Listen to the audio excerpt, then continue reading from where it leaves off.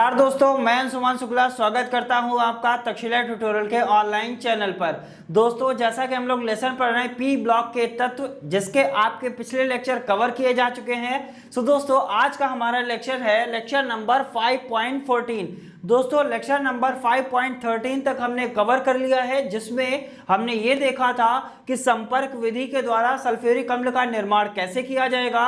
उसके पिछले लेक्चर में हमने ये देखा था कि लेड कक्ष विधि या शीश कक्ष विधि के द्वारा सल्फ्यूरिक अम्ल का निर्माण कैसे किया जाएगा। सो दोस्तों, उम्मीद करते हैं आपने लेड कक्ष विधि और या शीश कक्ष विधि और संपर्क विधि के द्वारा सल्फ्यूरिक अम्ल का निर्माण करने का पूरी विधि अच्छे से पढ़ा होगा और अच्छे से आप उसको कर पाएंगे। सो दोस्तों, उसी क्रम को आगे बढ़ाते हैं और आज हम डिस्कस करेंगे जो सल्फ्यूरिक एसिड बना हुआ है उसके भौतिक गुण क्या होते हैं और सल्फ्यूरिक एसिड के रासायनिक गुण क्या होते हैं। और दोस्तों, आज के लेक्चर में हम कुछ क्वेश्चंस को भी मेंशन करेंगे, कुछ ऐसे क्वेश्चंस जो कई बार क्वेश्चन पेपर में आ जाते हैं, उन क्वेश्चंस को भी कैसे किया जाएगा इसका भी डिस्कशन दोस्तों आज के ही लेक्चर में होगा। चलिए दोस्तों, स्टार्ट करते हैं आज का लेक्चर और देखते हैं सल्फ्यूरिक अम्ल के भौतिक गुण। सो दोस्तों, सल्फ्यूरिक अम्ल के भौतिक गुण जैसा कि आप मेरे पीछे लिखा हुआ देख रहे हैं, यहाँ पर लगभग हमने 4 गुणों को यहाँ पर लिखा हुआ है।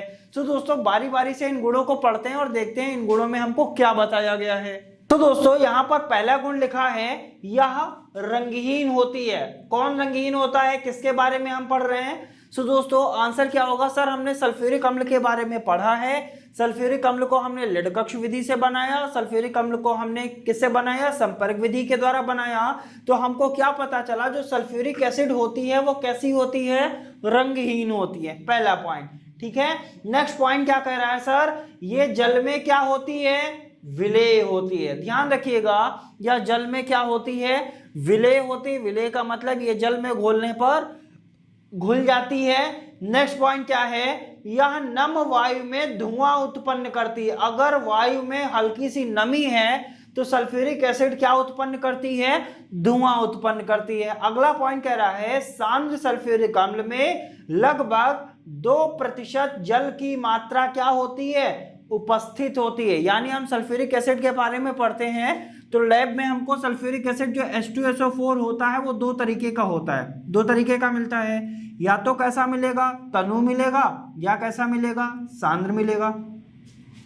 तनु को क्या कहते हैं? डाइल्यूट कहते हैं। सांद्र को कंसंट्रेट कहते हैं। अब या तो हमको सांद्र मिलेगा या तो तनु मिलेगा। और तनु का मतलब क्या होता है? जिसमें जल की मात्रा होती है, ठीक है, उसे हम क्या कहते हैं? तनु कहते हैं। यानी या ऐसा भी कह सकते हैं, जिसमें जल की मात्रा ज्यादा होती है उसे हम क्या कहते हैं? तनु कहते हैं। और सांद्र क्या होता है? जिसमें जल की मात्रा कम होती है। सो दोस्तों, सांद्र के बारे में हमको बताया गया कि ऐसा सल्फ्यूरिक एसिड जिसमें जल की मात्रा कितनी होनी चाहिए? लगभग 2% होनी चाहिए। और 98% उसमें क्या होना चाहिए? सल्फ्यूरिक एसिड होना चाहिए। और 2% क्या हो? लगभग जल अगर होता है तो हम उसको क्या कहते हैं सर?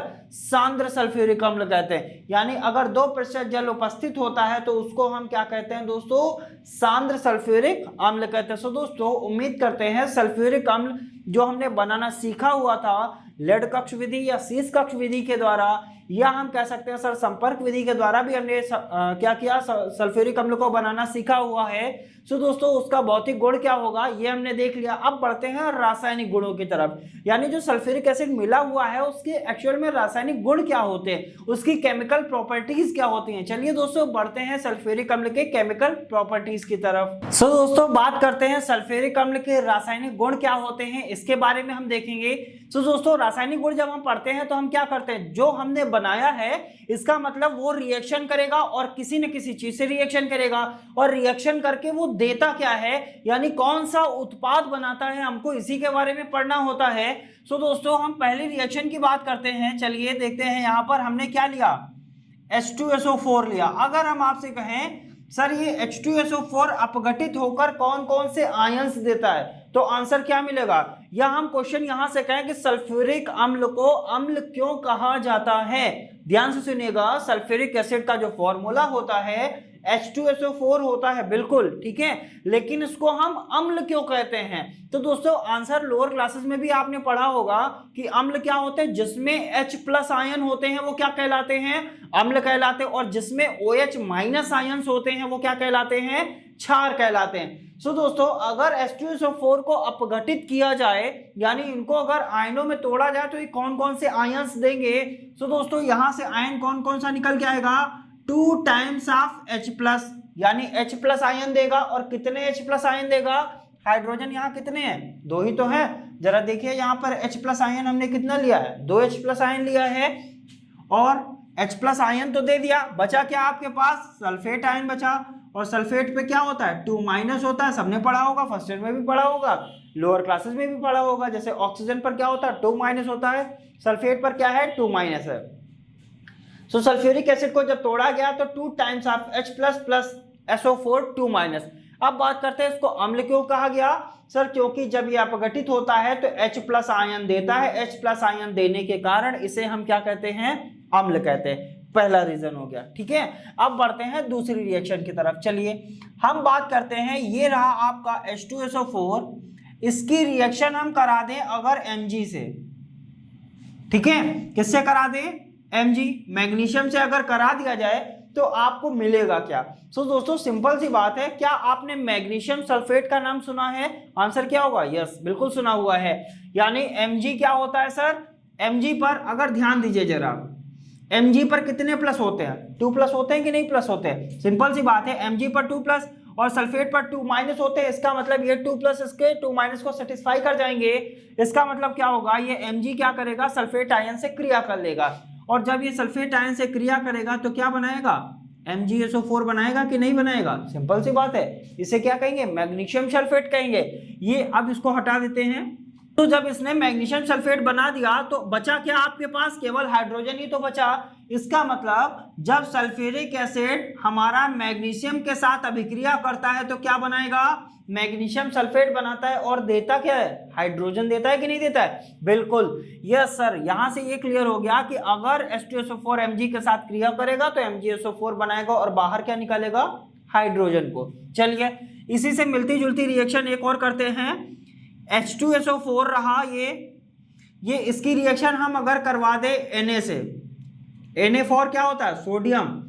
अगर सोडियम के साथ रिएक्शन करेगा तो क्या देगा, सिंपल सी बात है सर, ये सोडियम इसके साथ रिएक्शन करके क्या बनाएगा, सोडियम सल्फेट बनाएगा। और सोडियम सल्फेट का फॉर्मूला क्या होता है, Na2SO4, नाम सुना होगा, ठीक है। Na2SO4 क्या होता है सर, सोडियम सल्फेट। ये SO4 सोडियम के साथ चला गया, Na कितना था, 2 था, 2 Na हो गया, सल्फेट आयन 1 था, 1 ले लिया, बचा आपके पास क्या सर, हाइड्रोजन ही तो बचा हुआ है। इसका मतलब यहां से आपको क्या मिलेगा, हाइड्रोजन मिल जाएगा। सिंपल सी रिएक्शंस है। पहला क्या किया, सल्फ्यूरिक एसिड था, सल्फ्यूरिक एसिड को एसिड क्यों कहा जाता है, क्योंकि वो अपघटित होने पर H+ आयन देता है। नेक्स्ट पॉइंट, H2SO4 मैग्नीशियम से रिएक्शन करके क्या बनाएगा, मैग्नीशियम सल्फेट बनाता है और हाइड्रोजन को देता है। नेक्स्ट रिएक्शन क्या है, सल्फ्यूरिक एसिड सोडियम के साथ रिएक्शन करके सोडियम सल्फेट और हाइड्रोजन को देता है, अगर हम इसकी रिएक्शन पोटेशियम से करा दें। चलिए चौथी रिएक्शन देख लेते हैं। H2SO4 किसके साथ रिएक्शन कर जाए, अगर 2 टाइम्स ऑफ K के साथ रिएक्शन कर जाए तो क्या देगा सर, आंसर क्या होगा, आंसर सर वही होगा, क्या मिलेगा, K2SO4, क्या मिलेगा, K2SO4 प्लस H2, यानी ये वाला पोटेशियम सल्फेट के साथ क्रिया करके क्या बनाएगा, पोटेशियम सल्फेट बनाएगा, और आपका बचेगा क्या, हाइड्रोजन बचेगा। सिंपल सी रिएक्शंस हैं, कुछ भी नहीं है रिएक्शन में।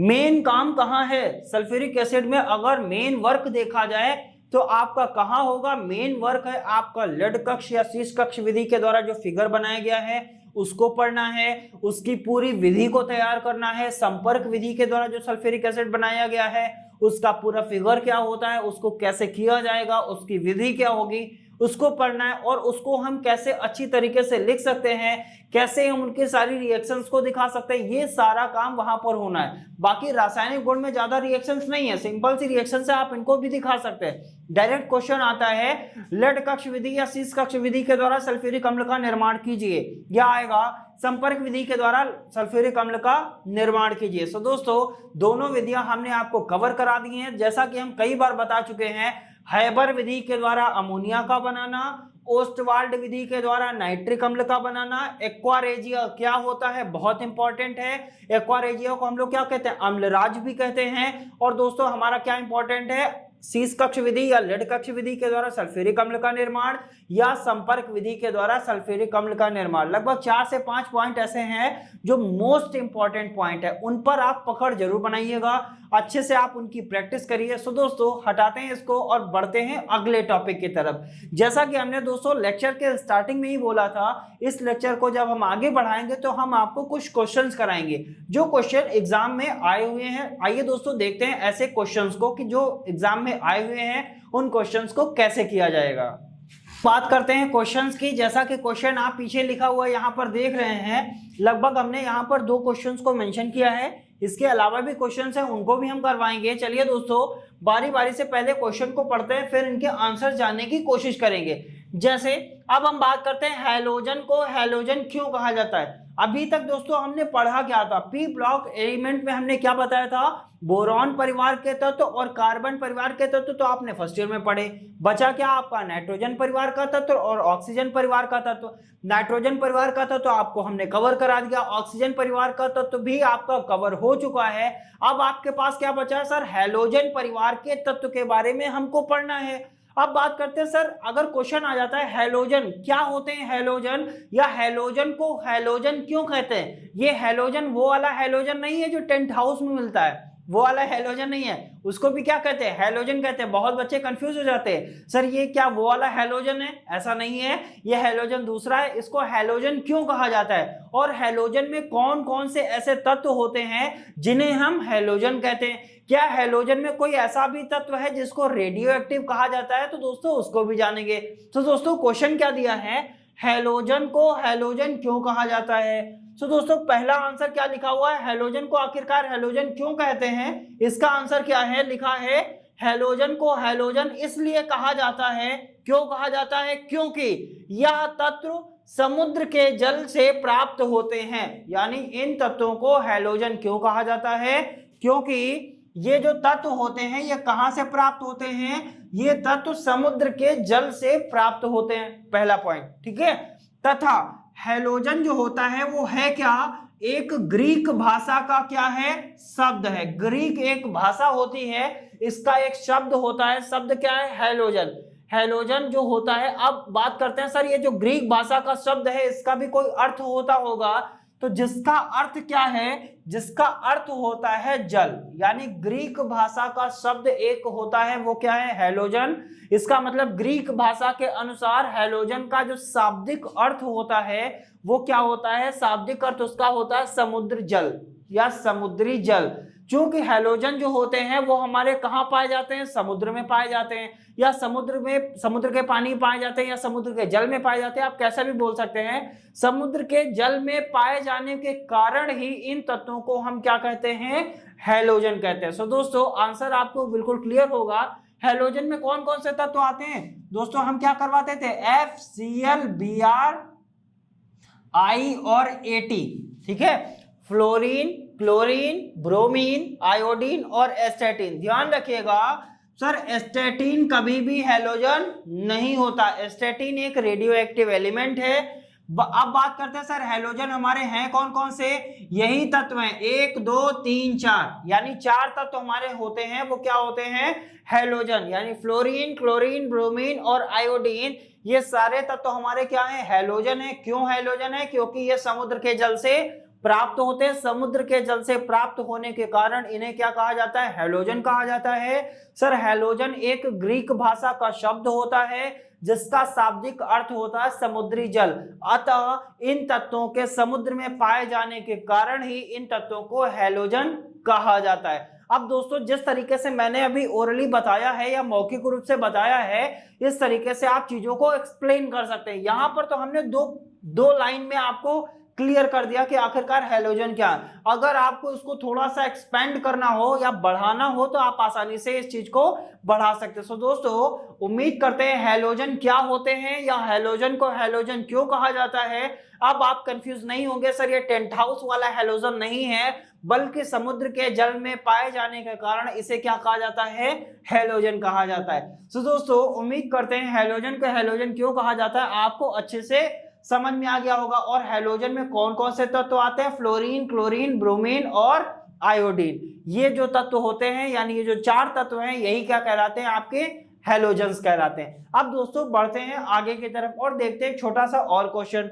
अगला क्वेश्चन लिखा है HF द्रव है जबकि HCl गैस है। ठीक है, बहुत किया भी होगा इसके बारे में, फर्स्ट ईयर में जब आपने पढ़ा होगा तो HF के बारे में भी पढ़ा होगा और HCl के बारे में भी पढ़ा होगा और केमिकल बॉन्डिंग भी पढ़ी होगी यानी रासायनिक आबंध। और रासायनिक आबंध फर्स्ट ईयर में क्या बताया जाता है सर, 3 प्रकार के रासायनिक आबंध होते हैं कि नहीं होते हैं, वैद्य संयोजी बंध, सहसंयोजी बंध और उपसहसंयोजी बंध, 3 प्रकार के रासायनिक बंध होते हैं। अब 3 प्रकार के रासायनिक बंध कैसे बनते हैं, वैद्य संयोजी बंध कैसे बनते थे, इलेक्ट्रॉन के आदान प्रदान या स्थानांतरण से जो बंध बनता था वो क्या होता था, वैद्य संयोजी या आयनिक बंध। सहसंयोजी कैसे बनता था, इलेक्ट्रॉन के साझेदारी से जो बंध बनते थे वो क्या कहलाते हैं, वो हमारे कहलाते हैं सहसंयोजी बंध। और उपसहसंयोजी बंध कैसे बनता है, जो इलेक्ट्रॉन युग्मों की साझेदारी से बनता है वो क्या कहलाता है, उपसहसंयोजी बंध कहलाता है। सो दोस्तों ये सारी डिटेल आपने पढ़ी होगी फर्स्ट ईयर में, ऐसी हम पूरी उम्मीद करते हैं।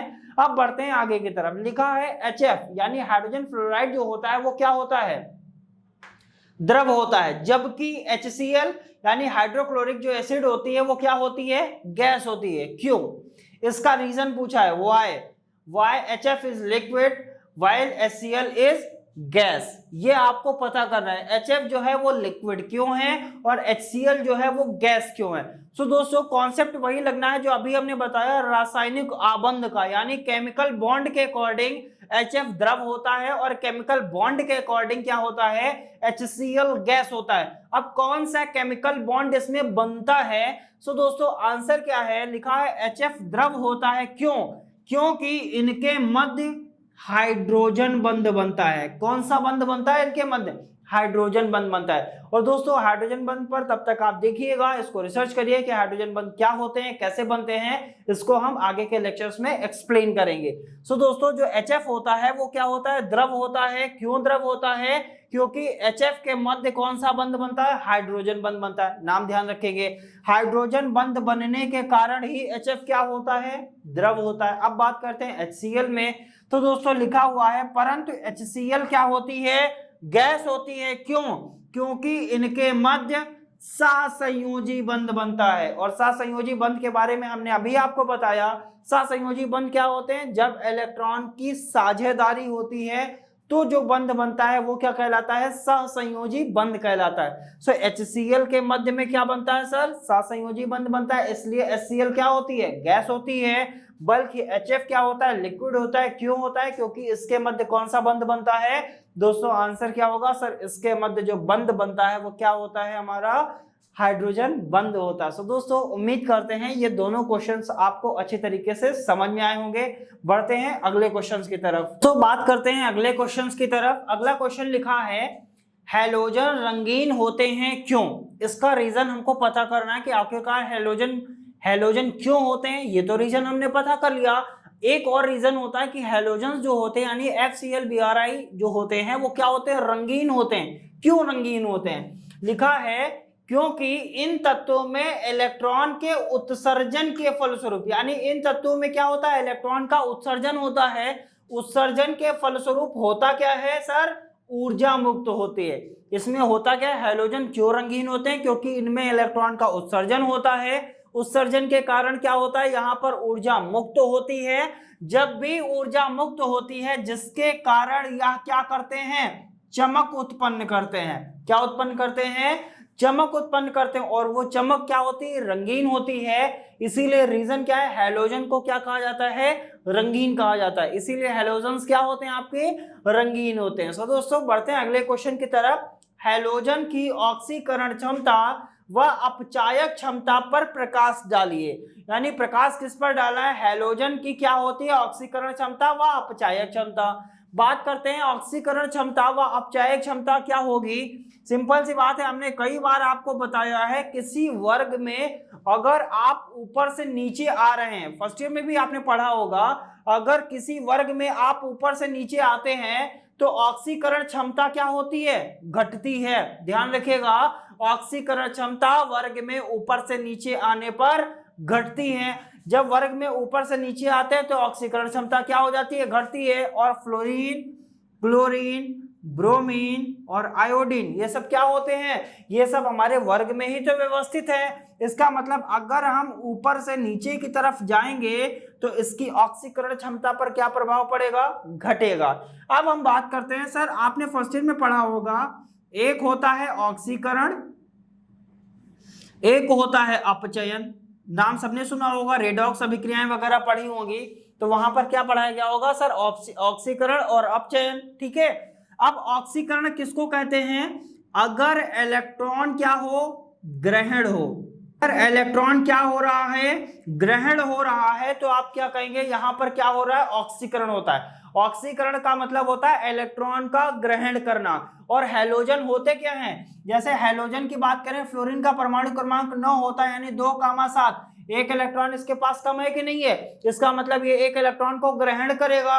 और जब ये ग्रहण कर रहा है तो इसका मतलब इसमें हो कौन सी क्रिया रही है, ऑक्सीकरण की क्रिया हो रही है कि नहीं हो रही है। बिल्कुल ध्यान रखिएगा, अगर इलेक्ट्रॉन का ग्रहण हो रहा है, ऐसे तत्व जो इलेक्ट्रॉन का ग्रहण करते हैं वो कौन सी क्रिया करते हैं, ऑक्सीकरण। अब इसका उल्टा कर दीजिए, अगर इलेक्ट्रॉन का क्या हो, उल्टा कर देंगे, अगर इलेक्ट्रॉन का क्या हो, त्याग।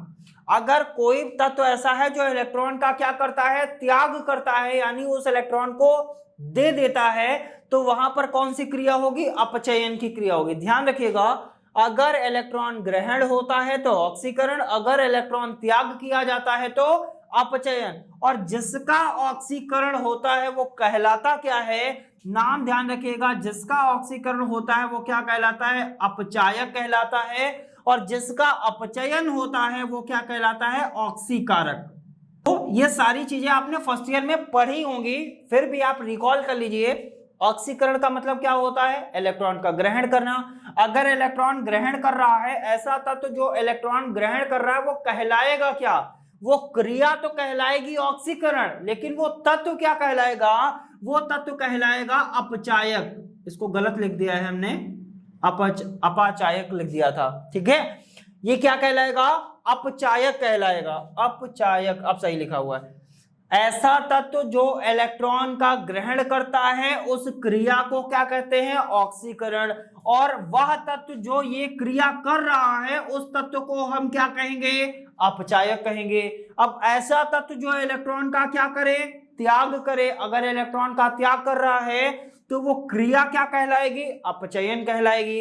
अगर वो क्रिया अपचयन है तो वह तत्व जो यह क्रिया कर रहा है, इसका मतलब जो अपचयन कर रहा है वो तत्व कहलाएगा क्या दोस्तों, वो तत्व कहलाएगा ऑक्सीकारक। तो दोस्तों उम्मीद करते हैं ये पॉइंट आपको क्लियर हो गया होगा। अब हमसे कहा क्या गया सर, ऑक्सीकरण क्षमता या अपचायक क्षमता, आप बताइए। ठीक है, अब अगर आप ऑक्सीकरण क्षमता या अपचायक क्षमता अगर आप पूछ रहे हैं तो इसका मतलब क्या हुआ सर, ऑक्सीकरण उसी का तो होगा जिसका अपचायक होगा। ठीक है, या जो अपचायक होगा उसी का तो ऑक्सीकरण होगा। इसका मतलब दोनों का मीनिंग एक ही है कि नहीं है, बिल्कुल। सो दोस्तों उम्मीद करते हैं ये लेक्चर आपको अच्छे से समझ में आया होगा। आप इस पर पूरी प्रैक्टिस करेंगे और प्रैक्टिस करेंगे तभी तो आगे बढ़ पाएंगे। सो दोस्तों आज के लेक्चर में इतना ही, मिलेंगे नेक्स्ट लेक्चर में कुछ और नए टॉपिक के साथ। तब तक के लिए धन्यवाद।